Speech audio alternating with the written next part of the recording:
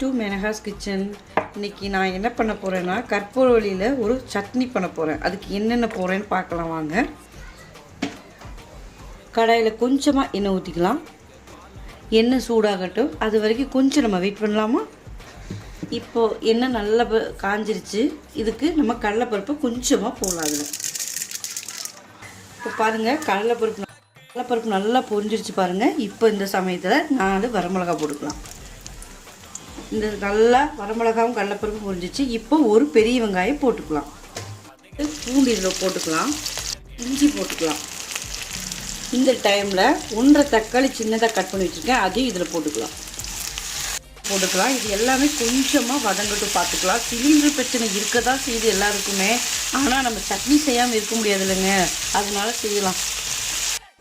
இப்போ தக்காளி நல்லா குக் ஆகிடுச்சு. இந்த மாதிரி சமயத்தில் நம்ம கற்பூரம் இருக்கிற லீஃபை அதில் போட்டுக்கலாம். உப்பு போட்டுக்கலாம். இட்லி குக்கரில் கொஞ்சமாக இட்லி ஊற்றிக்கலாம். தேங்காய் ஊற்றி தடவிட்டு அப்புறமா நம்ம இட்லி ஊற்றினா கொஞ்சம் சூப்பராக நல்லா வரும்.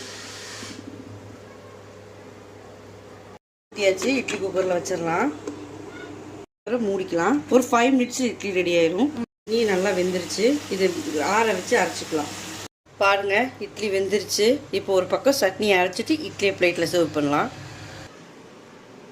மிக்ஸி ஜாரில் இந்த வணக்கி வச்சதை கொஞ்சம் நல்லாவே ஆறிடுச்சு. நம்ம போட்டு சட்னி அரைச்சிக்கலாம். இப்போ பாருங்கள், சட்னி சூப்பராக ஆயிடுச்சு. நம்ம இதை கற்பூரவள்ளி தலையை கஷாயம் கொடுத்தா யாருமே குடிக்க மாட்டோம், நான் உள்பட. இதை டிஃப்ரெண்ட்டாக சட்னி செஞ்சிங்கன்னா எல்லாருக்குமே ரொம்ப ரொம்ப பிடிக்கும். இப்போ பாருங்கள், இட்லி சட்னியும் ரெடி ஆயிடுச்சு.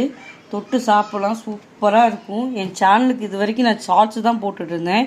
இப்போ தான் லாங் வீடியோ போட்டிருக்கிறேன். எல்லோரும் எனக்கு சப்போர்ட் பண்ணுங்கள். என் சேனலை பிடிச்சிருந்தா லைக் பண்ணுங்கள், சப்ஸ்கிரைப் பண்ணுங்கள். தேங்க்யூங்க.